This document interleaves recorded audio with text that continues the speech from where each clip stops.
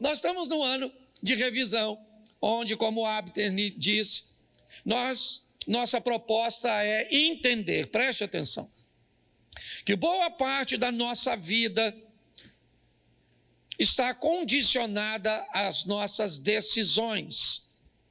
Nossa proposta é, de uma forma muito sóbria, muito responsável, mostrar às pessoas que o diabo, apesar de toda a força, apesar de tudo aquilo que ele pode fazer, o poder dele sobre a nossa vida é extremamente limitado. É um poder que, na verdade, na maioria das vezes, é concedido por nós. É como se nós entregássemos a ele o direito de agir sobre as nossas vidas.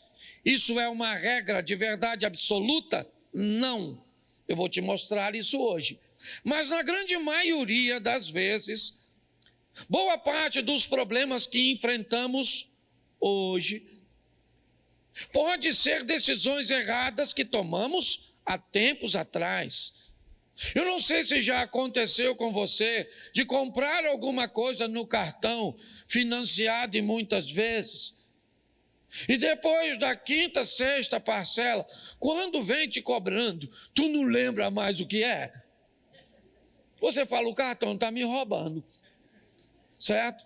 Porque já faz tanto tempo que você comprou, às vezes você já usou, já acabou, mas continua pagando. Coisas do passado podem assombrar as nossas vidas. Essa é uma grande verdade. Quanto mais assertivos formos em nossas decisões, quanto melhor formos em nossas escolhas, nós evitaremos bastante sofrimento. Como eu disse, há casos que o sofrimento não foi uma decisão sua. Você pode ter herdado alguma coisa. Algumas coisas acabam caindo no seu colo. Isso é uma verdade. Nós também não podemos responsabilizar todos por tudo que acontece. Mas hoje eu quero mostrar uma coisa a você que eu acho que vale a pena nós pararmos para refletirmos, para revermos, certo? O tema da minha mensagem é: mudei de mundo, mas não notei. Não notei que mudei de mundo. Quando nós usamos a palavra mundo, eu quero apresentá-la aqui a vocês sobre 4 óticas. Primeiro, o mundo, tudo, a totalidade, todas as galáxias, tudo, ok? Olhando como um todo, o mundo não apenas, o mundo onde eu vivo, mas tudo. Eu estou inserido nesse ambiente, você está onde? Certo? No mundo criado por Deus, que é muito maior do que nós muitas vezes conseguimos imaginar. A segunda vez que eu quero colocar a palavra mundo, eu quero colocar como o nosso planeta, certo? Aquilo que direta ou indiretamente interfere sobre nós. Para interferir na nossa vida, não precisa simplesmente fazer parte do nosso mundo, planeta, certo? A Lua está fora do planeta Terra, o Sol está fora do planeta Terra. As mudanças de Lua interferem nas marés, interferem, certo, nas plantas, no comportamento de alguns animais e tantas outras coisas. Mas o mundo como planeta, certo? Também nós não mudamos dele. Nós não mudamos no mundo da totalidade, nós não mudamos no mundo planeta, mas o terceiro mundo é o mundo do nosso ambiente de convívio. É aquele ambiente que nós frequentamos. É quando Jesus disse: ide por todo o mundo, pregai o evangelho, a proposta de Jesus não era tirar todo mundo, ou seja, alguém daqui para ir para lá, alguém de lá para vir para cá, não. A proposta inicial é: vá para casa como gadareno, para o seu mundo, e mostra para ele quão grandes coisas fez o Senhor por ti. Vá para casa samaritana e mude Samaria, mude o mundo onde você está inserido. Na maior parte do tempo, nós também não vamos mudar de mundo. A maioria de nós vivemos bem próximo de onde nascemos. Essa é a grande verdade, ou pelo menos daquele ambiente cujo qual nós criamos, como se fosse o nosso ecossistema. Então, nesses três mundos, normalmente nós não mudamos. Nós não mudamos na totalidade, não mudamos do planeta Terra e muitas vezes ainda estamos no nosso ambiente de convívio. Porém, há um quarto mundo, o mundo dos princípios e dos valores. Quando nós mudamos para um mundo novo, com princípios novos, algumas coisas velhas podem ficar para trás. Pessoas, por exemplo, que foram criadas em ambientes ordeiros, educados, de repente mudaram para o mundo da marginalidade. E no mundo da marginalidade, os princípios e os valores são outros. Se eu não tenho, eu tomo de quem tem. Se essa pessoa oferece resistência, eu tiro a vida dela. Ué, mas que ideia é essa? Não, essa é a ideia do mundo da marginalidade. É assim que funciona. Bom, eu aprendi a ter uma vida sexual equilibrada, casta, digna, decente, mas se eu mudo para o mundo da prostituição, meus princípios e valores mudaram. Então, se você quer se casar com alguém, por exemplo, seria muito legal você descobrir quais são os princípios e valores dessa pessoa, pelo menos no ambiente atual. Mas você nunca terá a garantia de que essa pessoa poderá sustentar isso para sempre. Um fiel pode se tornar um adúltero no longo da caminhada. E você vai decidir por seus princípios e valores se vai engolir isso ou se vai mudar de mundo, tirando essa pessoa de seu convívio e optando por não inserir outra ou então inseri-la. O mundo de valores e princípios, ele é fundamental nós observarmos. Quando recebemos a Cristo, o que fizemos? Mudamos de mundo. Continuamos morando em Xerém? Para mim, sim. Mas eu mudei de mundo. Continuo morando no planeta Terra? Sim, mas eu mudei de mundo. Faço parte de toda essa estrutura de galáxias? Sim, mas eu mudei de mundo no que diz respeito a valores e princípios. Meus valores e princípios hoje, certo, são diferentes do mundo que eu vivia antes. Mas, Cláudio, que mundo é esse? Se é um extraterrestre? Não. O mundo dos princípios e dos valores. Então preste atenção nesse texto, vai ser rapidinho. 2 Crônicas, um dos textos que, talvez um dos que eu mais preguei ao longo da minha caminhada. 2 Crônicas, capítulo 28, verso 1. Coloca na tela, por favor. 2 Crônicas 28, 1. Acais tinha 20 anos de idade quando começou a reinar. Reinou 16 anos em Jerusalém, certo? Não fez o que era reto aos olhos do Senhor, ao contrário de Davi.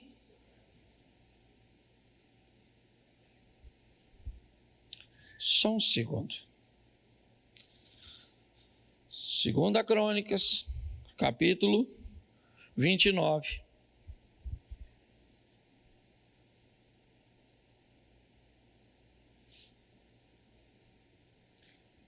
Volta no verso 1, santo varão.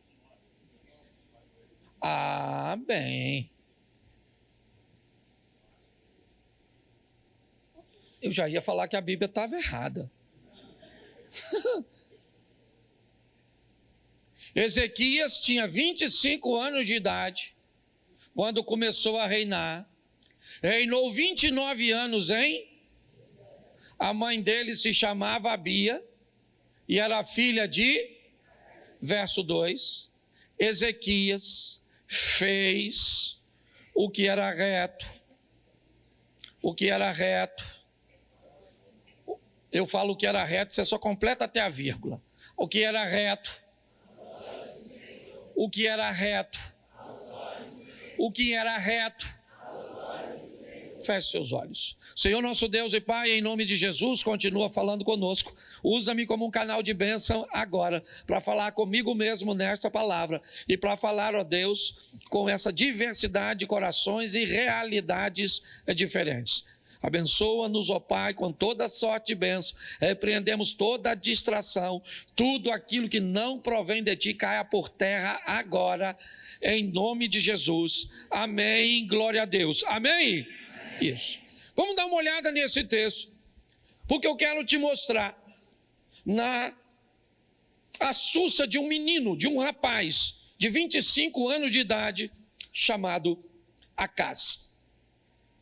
Vamos olhar um pouco para a vida desse camarada, ver como ele precisou fazer revisões em algumas coisas. Mas a primeira coisa que eu quero te chamar a atenção, antes de entrar na história do Acaz, é te mostrar como o mesmo assunto pode ter 3 óticas diferentes. Talvez por isso muitas pessoas quebrem a cara. Porque nós vamos precisar de uma coisa chamada discernimento, sensibilidade, para tomar algumas decisões da nossa vida em ambientes cruciais. Por favor, seja equilibrado. Deus não precisa falar com você se você vai sair com a camisa amarela ou azul. Isso não é responsabilidade de Deus, é sua. Então, por favor, não se coloque diante de Deus como um débil mental. Vou abrir aqui o cardápio no restaurante para ver o que peço nesse menu, que eu quero agradar a Deus. Você quer agradar, coma. Tá certo? Louvado seja Deus. Então pare de querer se colocar numa posição onde tudo que você vai fazer, Deus tem que falar. Porque senão você não faz nada. E não pega versículo isolado para sustentar isso não. Porque você vai ter problema. Certo? Agora também não queira fazer tudo na vida sem falar com Deus. Tem muita coisa na vida que se você não pedir oração a Deus, discernimento a Deus, uma direção, você vai quebrar a sua cara. Então tudo que nós vamos falar hoje é extrema. Sabe, esse extremismo maluco. Você não pode falar nada que o outro já diz, vai para o outro lado. Eu falei isso aqui e vou repetir. Certo? Eu respeito quem não come carne. É um direito que você tem. Você está entendendo? Agora, por favor, respeita quem come. E não vem com essa palhaçada de que eu não quero que um ser vivo morra. Acorda, Santinho. Acorda. Deixa eu te explicar uma coisinha. Você é o dos legumezinhos, da verdurazinha? Você sabe quando aquele arado... Eu, às vezes, vou cortar grama no sítio. Volta e meia a gente parte uma cobra no meio. Corta uma rã, uma perereca, uma lagarta. Você imagina uma produção em alta escala. Aquela lâmina passando, quantas cobras, perereca, sapo, rã, lagartinha. Quando joga aqueles produtos químicos, quantas borboletinhas, passarinho que não morre. Então não tem isso não, essa produção de larga escala. Um montão de bicho morre, mesmo que não seja a vaquinha. Então para com essas teorias malucas. Tá vendo? É só que você que fica mais chateado com a morte da vaca do que com a da cobra, ou da perereca, ou da rã. Meus ancestrais não criaram arco e flecha para correr atrás de um repolho. Que fique claro. Mas eu respeito. Eu tenho que respeitar. Se você comer aquela folhinha, eu gostaria que folhinha tivesse gosto de picanha, mas não tem. Então dá licença. Pastor, o que você está querendo? Derrubar a folhinha. Não estou querendo derrubar a folhinha, estou querendo levar você para o equilíbrio. Você está entendendo? Chega lá no restaurante, tem alguém pedindo uma picanha, aquela coisa assim, aquela fumaça, aquela... Sangue de Jesus tem poder. Certo? Aí você olha para o lado, o que é que tem? Duas alfaces, uma cenoura, um picles, só troço fantástico, certo? Mas, pastor, a gordura mata, a verdura também. Você já nasceu para morrer, não tem como não, você vai morrer, uma hora você morre. Entendeu? Tá certo? É assim que funciona. Então, nossa proposta é mostrar às pessoas que precisa ver que o troço está muito desequilibrado, ou pode tudo, ou não pode nada. Ou anda vestido demais, ou anda pelado. Ou faz tudo, ou não faz nada. Devagar. Meu Deus do céu. Então, a mesma situação pode ser, olha como é que as coisas são. Vou te mostrar a mesma história. Bota para mim aqui, santo varão, e me ajuda agora para mim. 2 Samuel, capítulo 7, verso 2. 2 Samuel 7, 2. Olha só. E o rei disse ao profeta Natã. Quem foi que disse? Então vamos ver o que o rei Davi está pensando. Volta no 2. O rei disse ao profeta Natã: veja, estou morando num palácio feito de cedro, mas a arca de Deus se encontra numa... Verso. Então Natã disse ao...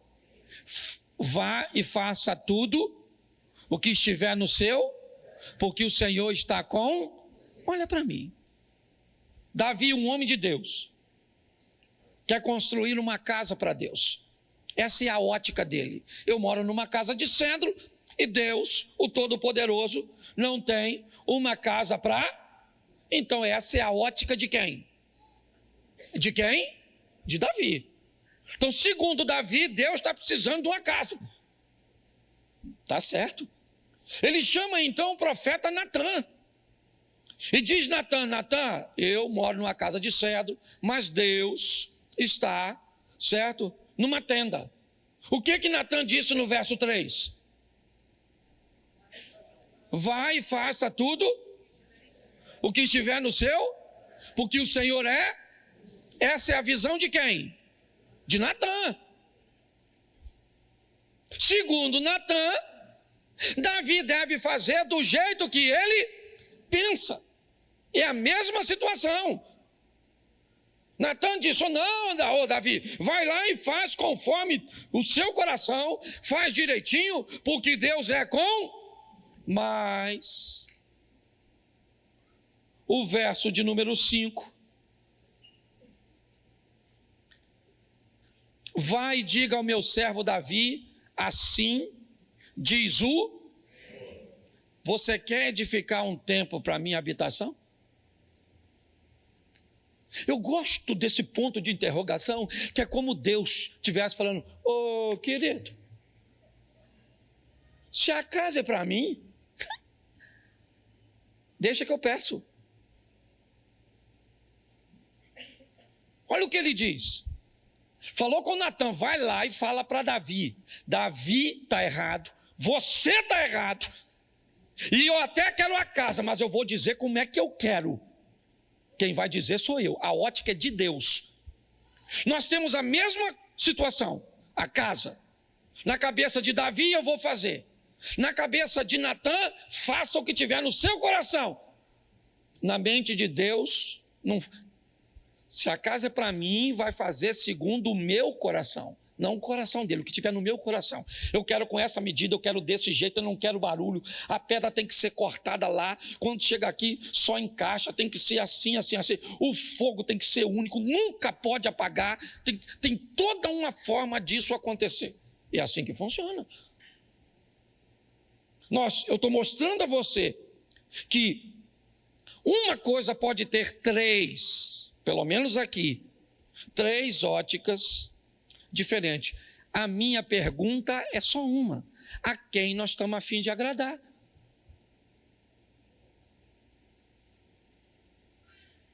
Muitas vezes nós estamos a fim de agradar os reis, os poderosos, os que ditam as coisas. Eles é que são importantes. Aquelas pessoas que nós elegemos como importantes na nossa vida. Aquelas que nós queremos impressionar de acordo com o que usamos, com o que aparecemos, ou que desejamos ser bem vistos por elas. Você tem todo o direito de agradar a quem você quiser. Eu só estou te apresentando aqui. Nós temos a ótica do rei, nós temos a ótica do profeta. Está assim de gente que chegou aqui, ó, iludida. E eu não estou falando que eu sou um líder religioso perfeito, não. Você está procurando perfeição em mim, ainda dá tempo de ir embora. Agora eu vejo pessoas que narram coisas que homens que são sacerdotes e que ocupam cargos como eu ocupo aqui, que se acham semideuses, decidindo e expondo coisas, fazendo coisas absurdas, que parece, muitas vezes, que as pessoas ou sofreram uma lavagem cerebral, ou têm problemas com raciocínio, com lógica. Então a minha proposta é mostrar a você aqui, hoje, Ezequias resolveu fazer o que era certo aos olhos do... E pronto, foi a decisão dele. Eu vou te mostrar o resultado, mas foi a dele. Isso não significa que você vai viver a mesma coisa que ele. Você vai viver a mesma coisa que ele, ou próximo do que ele viveu, porque nem sempre será a mesma coisa se você fizer a mesma coisa. Se não quiser, eu entendo perfeitamente. Tem gente que vem, pede um conselho, você instrui, dá uma ferramenta, ele vira, vai embora, faz tudo o contrário, depois vem reclamar com a gente sobre o resultado do que aconteceu.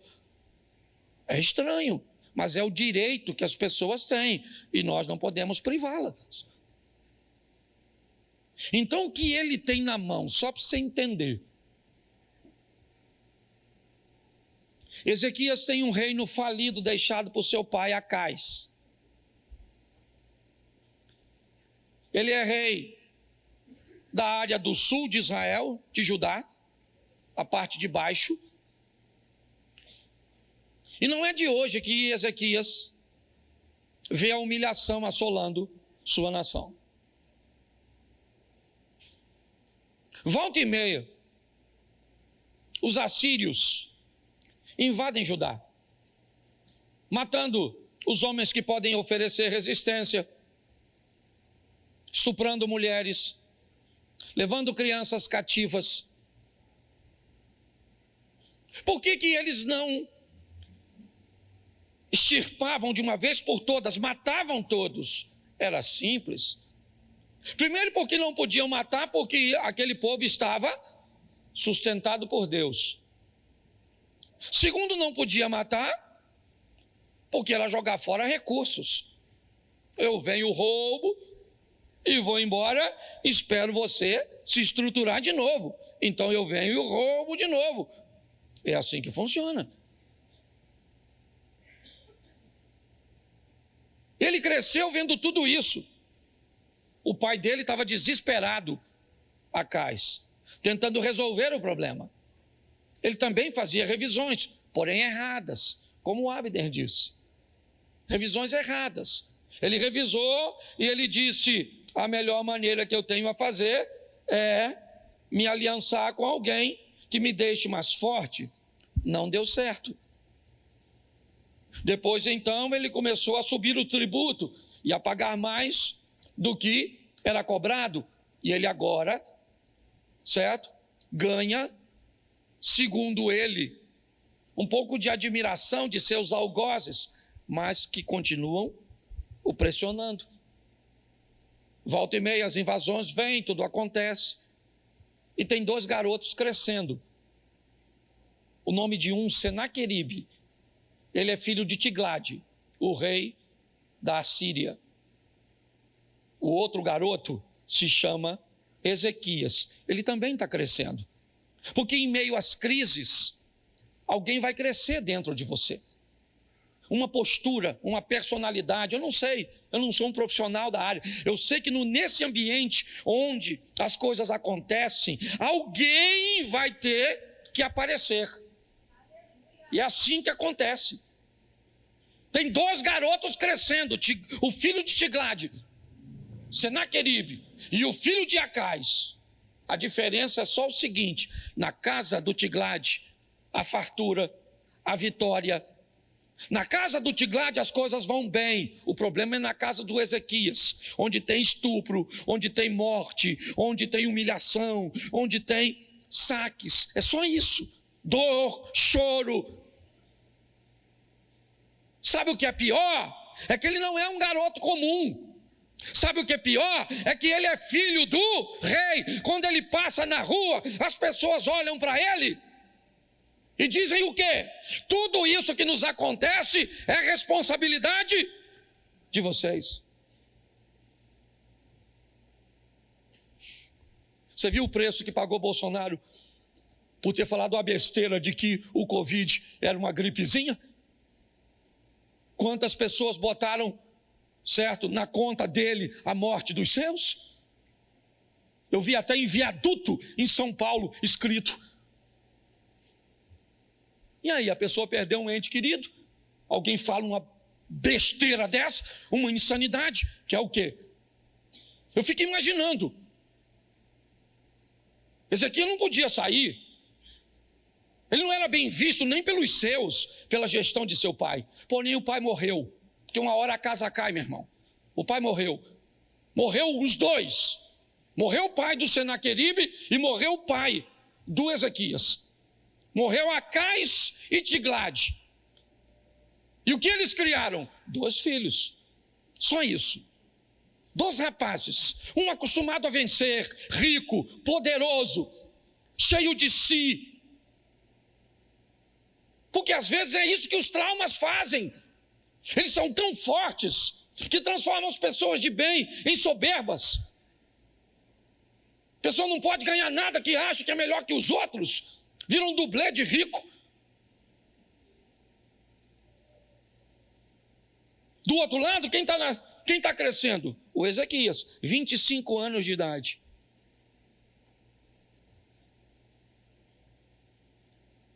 E aí Ezequias tem que assumir o trono. O pai dele morreu. Mas que trono é esse? Que casa é essa? Que herança é essa? Não deixou nada. Deixou o quê? Deixou foi minha mãe traumatizada com o homem. Me deixou o quê? Algumas escoriações na alma, que às vezes não é nem no corpo. O corpo é fácil. Mas são nas memórias, nas lembranças. Vida dura. E agora, o que esse garoto vai fazer? Ele precisa sobreviver. E ele vai sobreviver. 25 anos de idade, ele assume o governo. Um governo falido. Mas o texto é bem claro. E ele fez o que era reto aos olhos do Senhor. Pronto.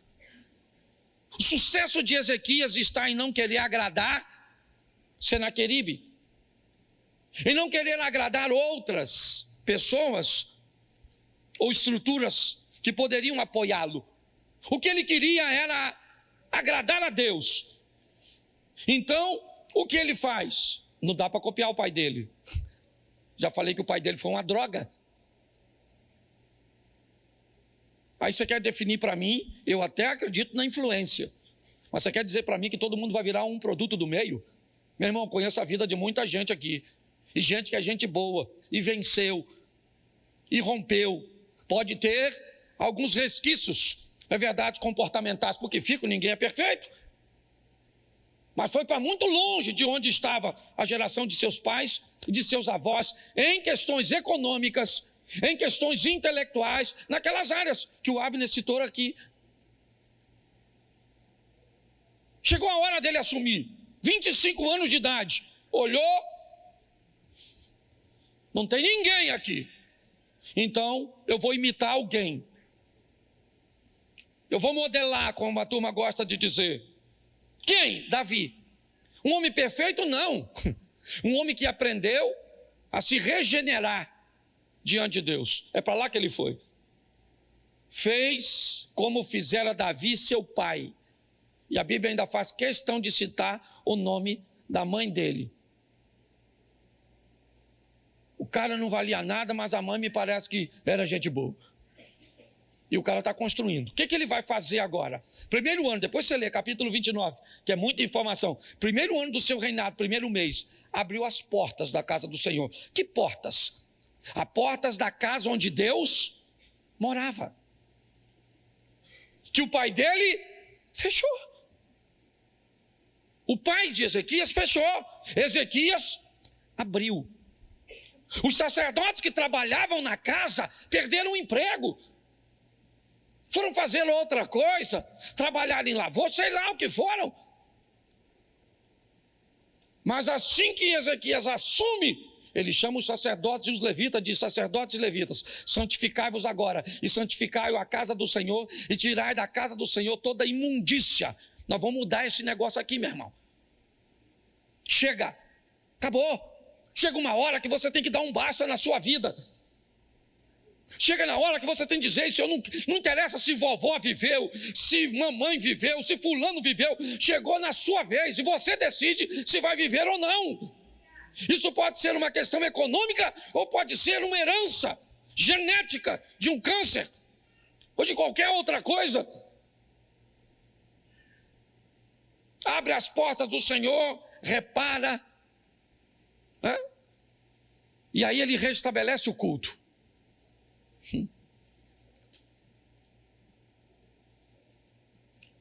O outro rapaz está vivendo a vida dele, mas está chegando o tempo que a Síria vai invadir. Havia uma série de coisas, eu não tenho como falar agora, certo? Guerras eram travadas em momentos onde questões climáticas eram favoráveis, tá certo? Basicamente todos eles tinham a mesma estrutura, então não fazia a mínima lógica estabelecer uma guerra em ambientes frios demais, certo? Onde eles estavam, porque senão eles venciam a guerra contra o inimigo e perdiam a guerra para a hipotermia. Então tem uma série de coisas envolta nisso. Mas ele agora tem culto. As coisas estão bem. Tá certo? Sabe o que ele faz? Ele celebra a Páscoa. Isso. Ele manda chamar todas as tribos, trazer seus representantes e celebrar a festa que comemorava a libertação, o agir e o mover de Deus no deserto, como Deus entrou no Egito e tirou aquele povo com mão forte, ó, aqui, ó. Esse é o campo de batalha. Deixa o Satanás ou a situação que aconteceu com você te deixar pessimista, negativista, fazer com que você tenha uma ótica ruim a seu respeito e a respeito da sua situação, fazer com que você nunca estabeleça nada de concreto. Se eu perguntar para você de quanto dinheiro você precisa, sempre é muito.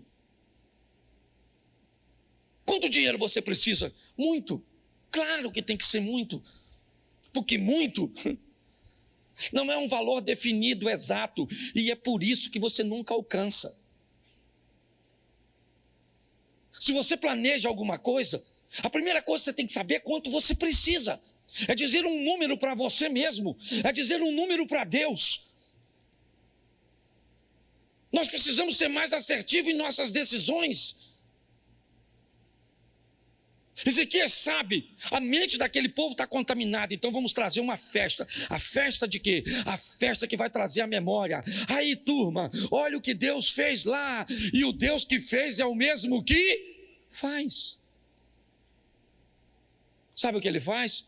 Pede oferta. Pastor, ele pede oferta para um povo falido? Pois é, porque o que Ezequias está trabalhando não é com o preço, é com o valor. Aquela oferta é para Deus, sim ou não? E Deus é dono do ouro e dá isso. Então o que Deus quer de cada um de nós é que façamos o melhor. E aí as coisas estão acontecendo. Vamos lá, está acontecendo onde? Internamente. E Senaqueribe? Senaqueribe sabe nada disso. Senaqueribe está vivendo a vida dele. Mas o que está acontecendo em Judá? Judá tem agora um cara chamado Ezequias. Quem é ele? Ele é filho do perdedor, Acais. Então deve ser outro perdedor. Não. Então deve ser um outro pecador. Não. Então deve ser um outro desequilibrado. Não. Mas por que não? Porque ele decidiu não ser. Você está entendendo? Ele decidiu que não ia ser e pronto. Agora sabe o que acontece? Nada. As coisas estão acontecendo normalmente. Até o capítulo 30. Põe aí para a gente adiantar. Capítulo 30, verso 1. 2 Crônicas. 2 Crônicas 31.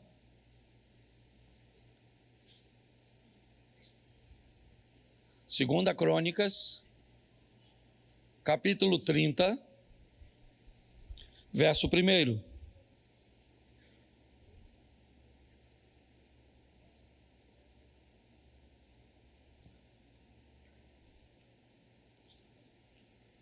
Tá ruim, irmão? Depois disso, repita comigo, depois disso. Disso o quê? Vamos voltar aqui?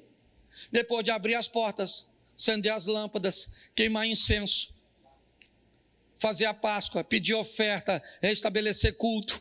Depois de tudo organizado, pensa num cara fiel. Depois disso, olha só, que beleza.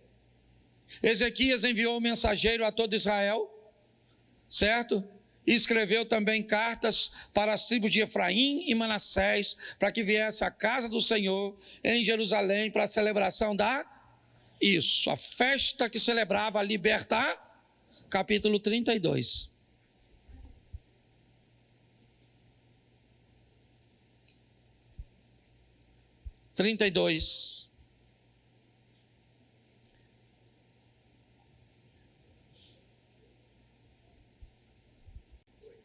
Foi?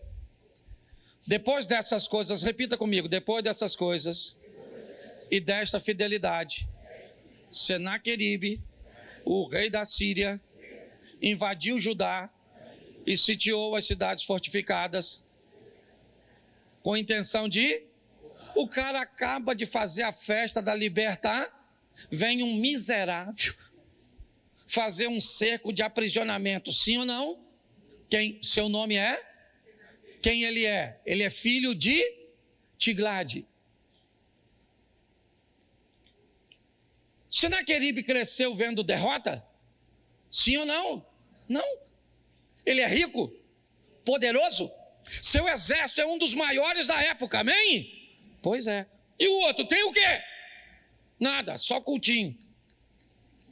Fumacinha, sacerdotinho, uns bichinhos gritando porque está sendo sacrificado. E ofertinha, só umas ofertinhas pequenininhas. E o outro cara lá está bonitão. É isso que está escrito aí, mais ou menos isso.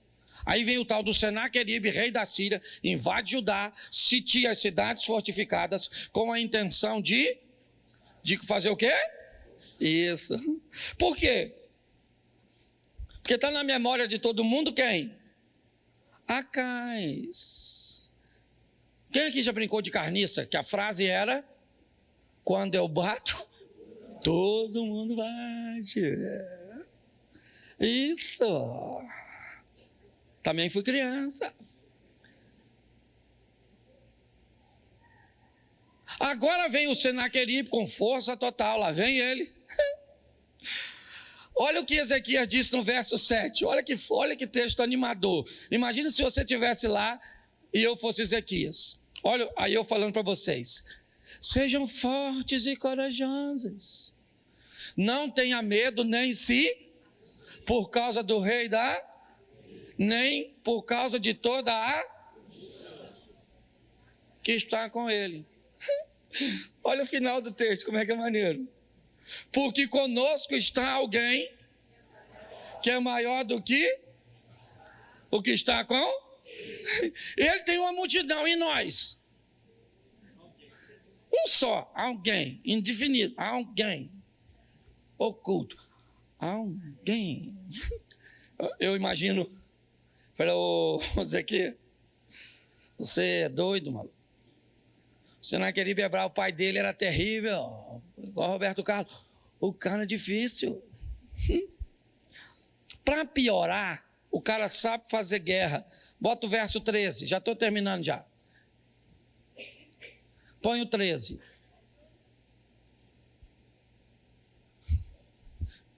Se não precisasse trazer a memória, ele trouxe. Vocês não sabem os que os meus fizeram com todos os povos das outras? Será que os deuses das nações daquelas terras puderam, de alguma forma, livrar o seu país das minhas? Olha só! Bravo, Sinaqueribe!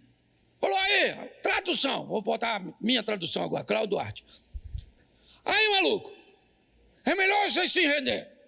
Papai arrebentou o seu, porque seu pai era um Zé Ruela, e agora eu estou substituindo o papai, e esse tal de Ezequias aí, ó, que está querendo enganar vocês, ele está falando para vocês adorar um Deus só, ó, nós já ganhamos tudo, ó.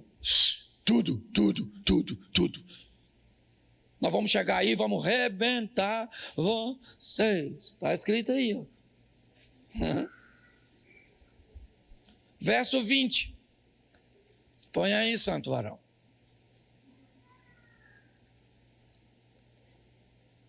Então, o rei e quem? E, ó, deixa eu dar agora aqui uma chave não. Chave não. Dá outra coisa. Isso aí é um controle. Tá certo? Tu tá andando com quem? Quando o bicho pega, o rei Ezequias chamou quem?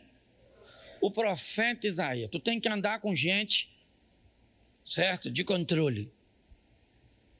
Para andar perto de tu. Ele chamou Isaías e falou: Isaías, meu filho, o Sinaqueribe está aí ameaçando nós ler uma carta. Se você ler a carta que o Sinaqueribe mandou, está aqui, ó, que não dá tempo de eu ler.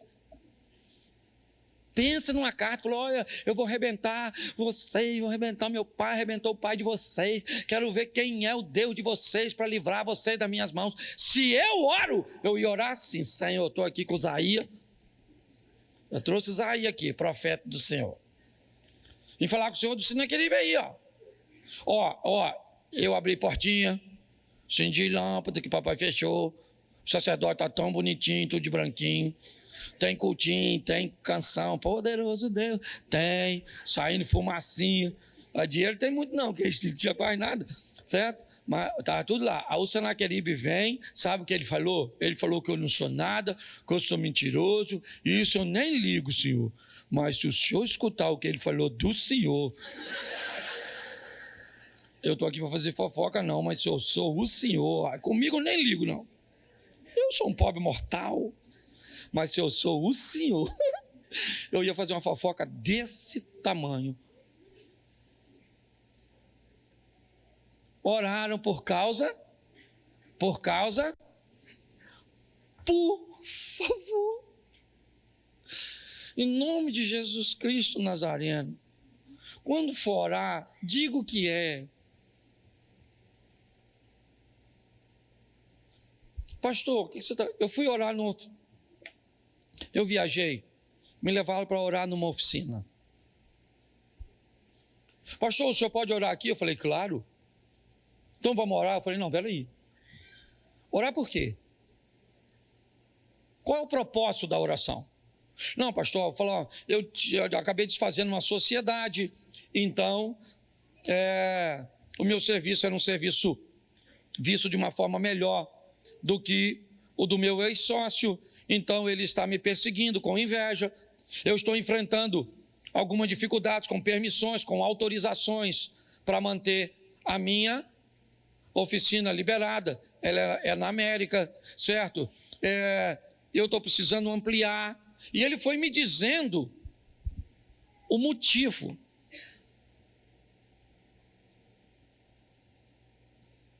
Quando você for orar, por favor, seja pontual na sua oração. Senhor, me abençoa. Ele já tem te abençoado. Agora, o que você quer? Oraram por causa disso e clamaram o que eles precisam? Eles precisam de socorro. Verso 21. E o Senhor enviou que destruiu todos os homens e o chefe dos príncipes do arraial do rei o rei da Síria, com o rosto coberto de vergonha, voltou para a sua. Quando ele entrou no templo do seu Deus, seus próprios filhos ali o mataram. Isaías orou com Ezequias e Deus enviou um anjo. Mas, pastor, eu não consegui entender onde o senhor vai encaixar a revisão. Bom, eu expliquei a vocês que a gestão de Acais foi terrível. A de Ezequias foi muito bem sucedida. Ela se resume a um versículo, para mim. 29:10. Volta em 2 Crônicas 29, põe apenas o verso 10, por favor. Eu acho que é o 10, sim. 2 Crônicas 29. Agora estou resolvido. Decisão. Em algumas traduções, agora estou decidido. Estou. Não é plural, é singular. Agora eu estou decidido. Eu decidi. Eu decidi como marido, eu decidi como pai, eu decidi como chefe de família, eu decidi como crente, eu decidi. Eu estou decidido a fazer uma lei. Pronto, acabou. A história desse cara mudou aqui. Se você vê o que ele descreve, ele diz: nossos pais apagaram as lâmpadas, fecharam as portas, não queimaram incenso, viraram as costas para o Senhor Deus de Israel. Agora eu estou resolvido a fazer uma aliança. Ele vai dizer, para que o furor da sua ira se afaste de... Ele diz, eu vou tomar uma decisão no singular para livrar todos. A responsabilidade era dele. Deus enviou um anjo. Um anjo. E o texto diz, volta lá no 32, por favor. Já estou acabando, mas apesar de que eu estou na hora. 32. Bota o 10, que é onde nós estávamos na oração. Isso. Agora me perdi, mandei você voltar. É verso 20. Isso, oraram por causa disso ao céu, clamaram ao céu, verso de número 21. E o Senhor enviou um anjo que destruiu todos os homens. Todos os homens. Todos os homens. Note que o anjo não matou covarde. O anjo só matava valente. Porque preste atenção. Quando Acais perde, a fama de Israel foi negativa, sim ou não? Sim ou não? Então todo mundo tinha uma fama ruim na boca a respeito de Israel.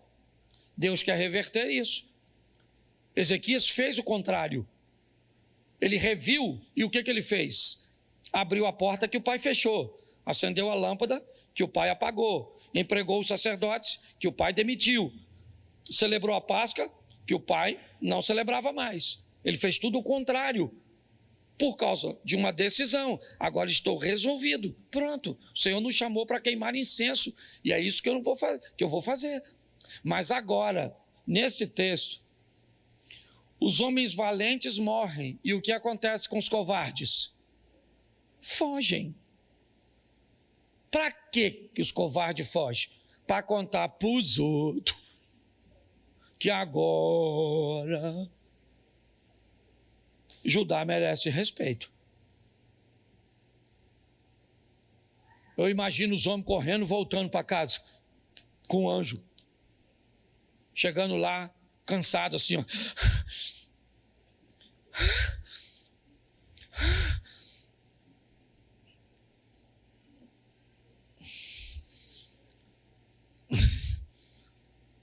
Judá não tem soldado, não. Judá não tem nem arma. Mas, maluco, Judá tem um anjo. E alguém deve ter falado, um só? E quem fugiu falou, se tem dois, eu não chego aqui. Mas o mais legal não é isso. Você lembra que mataram o Senaqueribe? Sim ou não? Mataram ele, não mataram? Pois é, agora todas as nações vizinhas ficaram sabendo do tal anjo. Aí eles juntavam dinheiro, botavam naquelas caravanas e trazia para quem? Para o Zequia. Depois você lê, porque eu acho mó barato. Eles estacionando aqueles carros assim. Eu imagino Zequia bem assim, ó.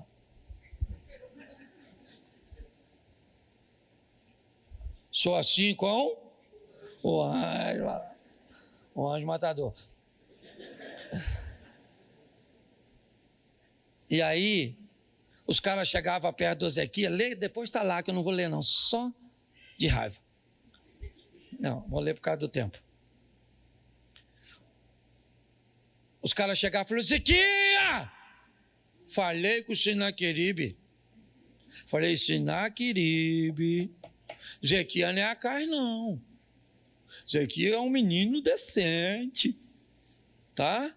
Falei para ele, Ezequiel, não se meter contigo, tá? Eu trouxe aqui os presentes para tu. Valeu, Ezequiel, ó. Ninguém aqui quer brigar. Ninguém aqui quer brigar com... Certo? É ou não é? Vai que é um espírito de John Wick.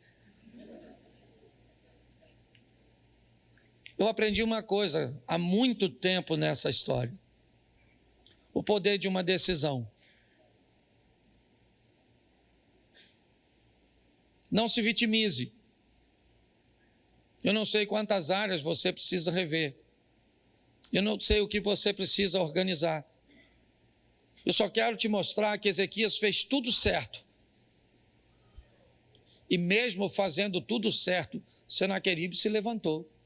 O que indica que fazer tudo certo nem sempre é garantia de que você ficará imune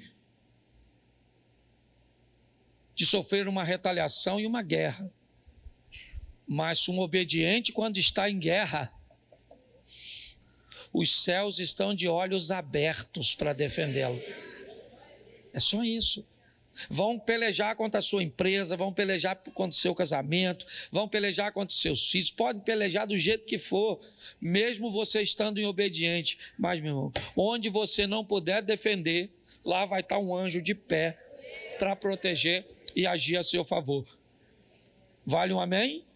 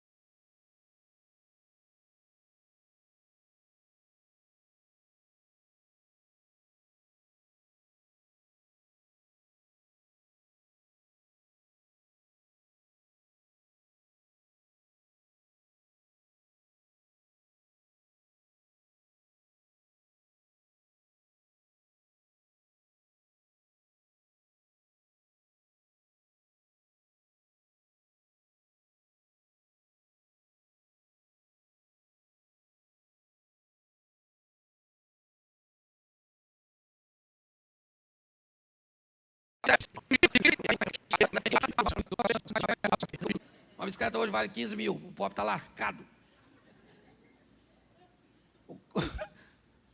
O rico andava de carro zero, sim ou não? E o pobre andava de Fusca. A turma começou a gostar de carro antigo. Um Fusca hoje custa. Dá vontade de matar tudo, não dá? Sim ou não? Atrapalhar a vida dos outros? Mas volta aqui. Dá uma olhada. Olha nisso aqui. Eu queria que você olhasse para essa situação. Ele levanta de madrugada, por quê? Porque, vamos botar aí, Ismael com quase 18 anos, talvez, fazendo as contas aqui certinha, Isaac está com 5, 6, uma brincadeira entre irmãos, e sempre foi assim, gente. Você que tem filho, você sabe, que às vezes um menino tem 4, o outro tem 17, eles brigam.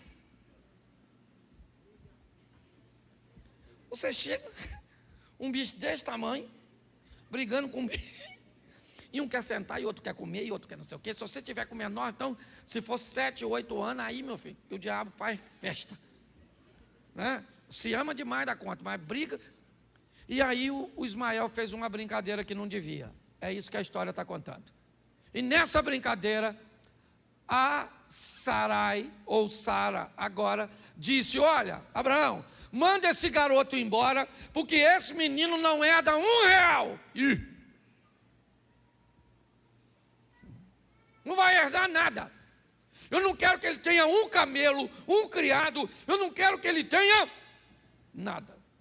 Eu não vou fazer as contas, é um conhecimento meio empírico meu, mas eu vou falar para vocês, pelo menos pelo que eu conheço a grosso modo. Se quiser pesquisar depois, principalmente a garotada que gosta de pesquisar para dar uma contrariada na palavra, não estou afirmando nada, dá uma entradinha para mim, porque para mim, meu irmão, os árabes são muito mais ricos que os judeus.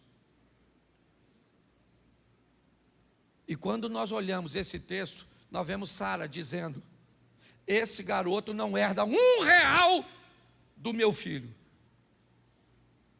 Manda ele embora. Ele manda, está aí, ó, o milionário, mandando o filho de madrugada, com odre de água e um pouco de pão. Provavelmente, como pai, a preocupação dele é a seguinte: meu filho, estou mandando você com pouco recurso, porque a hora que o recurso acabar, volta que papai está aqui de novo. Porque está assim de pai, que cria filho para não ir longe. Cria filho para viver na barra da saia de papai e de mamãe. Filho não é para criar dessa forma não, querido. Se você criar seu filho bem, ele pode morar onde for, e ele ainda continua vivendo perto de você. Se você criar ele mal, você pode deixar ele dentro da sua casa, que nem seu amigo ele é. A verdade é essa. Então, distância não define intimidade e proximidade entre família. Quando ele diz, vai embora, ele vai. E aí, meu irmão, eu já falei disso aqui. A água acabou. A mãe vai doer demais ver o menino morrer. Ela se afasta. E aí o texto, numa tradução que eu amo, diz que o menino em choro, longe da mãe, que já não é mais um menino, mas a mãe deve ter explicado: filho, mamãe ou você morre primeiro. E para um não ver o outro morrer, faz o seguinte: fica aqui. E ele não era um bebê chorão, viu? Ismael não era um garotinho chorão, não. Até porque eu já cansei de ouvir mensagem na igreja dizendo que deserto é lugar de transição. Esse deserto vai passar, esse deserto vai passar. Vai passar, para esse cara não passou. A Bíblia diz que ele cresceu, venceu e prosperou no deserto. Porque se Deus for contigo, o deserto tem que te fazer prosperar. As bênçãos do Senhor nos seguem até os desertos. A verdade é essa. Quando eu olho para esse cara, o que eu vejo? Eu vejo ele orando a Deus, debaixo daquela árvore para morrer. E aí o anjo vai lá e conversa com a Agar e diz: o que você está chorando, Agar? O que você está falando aí? Deus ouviu o choro, o clamor do garoto. Olha aí ao seu lado, tem um poço. E ali a história muda a respeito deste menino. Ele vai viver coisas extraordinárias. Ele vai viver coisas fantásticas. Porque tinha um pai, preste atenção, ele não levou basicamente R$1, um odre de água e um pouco de pão. Mas aprenda, com Abraão dando para Ismael a maior herança que um pai pode deixar para um filho. Qual é? Ensinar o endereço de Deus para eles. Estava cansado demais, Elias estava cansado. Profetizou para Acabe que não ia chover, Deus falou, foge. Fugiu para o ribeiro de Querite, a água acabou, Deus falou, foge. O filho da mulher da casa que ele estava hospedado morreu, ela falou, a culpa é sua. Deus falou, agora volta para encontrar com Acabe. Ele volta para encontrar com Acabe, sabe o que Acabe diz? Olha aí o perturbador de Israel, Elias estava tão nervoso, falou, perturbador, teu pai, a tua mãe, miserável. Está escrito, a tradução é outra, são seus pais, mas é a mesma coisa. Estava nervoso, o cara veio encontrar com ele lá, um centurião, ele estava tão chateado, que ele falou, Senhor, fogo, matou os caras tudo queimado, parecia o Mushu do Mulan, invocado. O que é aquilo? Aquilo era perturbação. Ele tinha um assessor que trabalhava com ele, que ele falou, rapaz, some, o menino foi embora. Por isso que o tal do Geazi entrou. Ninguém aguentava, estava estressado. Chegou lá, falou, aqui, presta atenção, o cara está com Deus. Tem 400 profetas de Baal e 450 de Azera. Tem 850 almas. O que é para ele fazer? Fazer cair fogo do céu e falar para os caras, vamos aí, gente, aceitar o Deus Todo-Poderoso. Sabe o que ele faz? Corta o pescoço dos caras.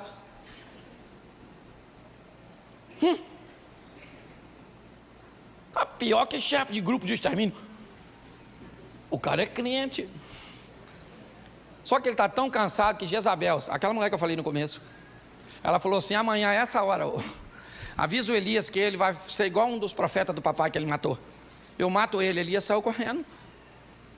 Falou, nossa, que mulher perigosíssima. Pô, o cara que mata 450, ou melhor, 850 homens, e sai correndo de uma mulher, o que ele tem? Cansaço. Entra dentro de uma caverninha e fica lá.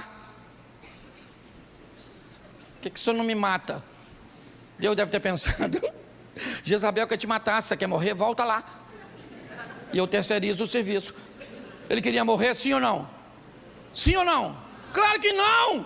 Ele só está Isso, tá assim de gente, trabalha. Dinheiro não tem, trabalha. E dinheiro não tem, trabalha.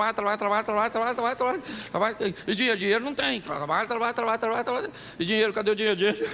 Isso, dinheiro, parece que você trabalha e os outros o dinheiro vai para algum lugar, no submundo do crime. Aí é lógico o estresse. Cansaço, nós estamos com o povo cansado, vindo para a igreja quase todo dia, não dá nem tempo de ser crente. Por isso que eu não gosto, pelo amor de Deus. Vem para a igreja, um culto, 2 só e some. Vai viver a sua vida, vai ser crente lá fora. Aí bota o cara na segunda na igreja, e terça na igreja, e quarta na igreja, tá, esse cara indo para o inferno, com a vida toda na igreja. O cara veio uma vez só e foi para o céu. Nossa, que tranquilidade. Eu detesto esse ativismo. E estou falando de mim mesmo, porque eu viajo para aqui, esse dia falou comigo que estava se considerando viúva de um marido vivo. Falei, sangue de Jesus tem poder. É verdade, eu falo de mim mesmo. Porque graças a Deus, naquilo que Deus me entregou para fazer, eu faço, né? Bem. E aí a demanda é grande. Então, por favor, dá uma freada nesse negócio. Porque o cansaço está matando as pessoas, matando. Você nem precisa de um grande problema. Note que o cara mata aquele montão de homem e está tão cansado que tem medo de uma mulher. É como se você vencesse um gigante hoje e saísse correndo de um anão amanhã. Porque ele está cansado.